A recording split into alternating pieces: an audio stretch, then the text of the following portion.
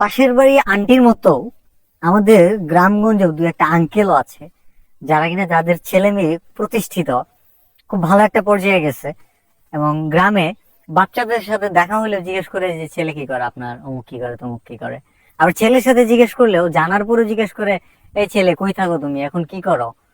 তো এদের ছেলে মেয়েদের প্রশংসা এত মাত্রায় করে, সত্যি কথা বলতে গেলে এই ছেলে মেয়েগুলো তাদের হয়তো গভর্নমেন্ট একটা জব করে, অথবা ভালো একটা পর্যায়ে কোনো একটা ব্যাংক অফিসার বা হোয়াট এভার একটা কিছু, ধরেন ভালো পর্যায়ের একটা কিছু। তো তাদের এই প্রশংসা এত বেশি পঞ্চমুখ ফ্যামিলির নিজেরাই, কিন্তু আসলে সোসাইটি কিন্তু তাদেরকে ওই ভ্যালুটা দেয় না। এটার একটা বড় কারণ হচ্ছে ওই যে বলে না, নিজে দোল নিজে পিটায় কোনো লাভ নাই। সত্যি তাই।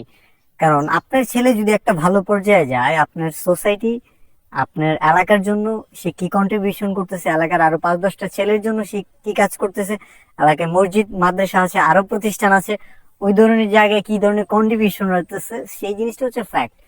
কিন্তু ওই যে নিজে নিজে নিজের ছেলে কি করে, এই গল্পটা এলাকার মানুষকে শুনে যে কোনো খালি কথায় চিড়ে ভেজে না।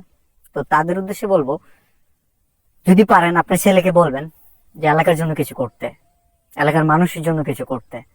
আর আপনার এলাকাও যদি এই ধরনের লোক থাকে, আমার কাছে মনে হয় যে সেই ধরনের লোক আশা করি ভিডিও খুব একটা তাদের কাছে পৌঁছাবে না। তো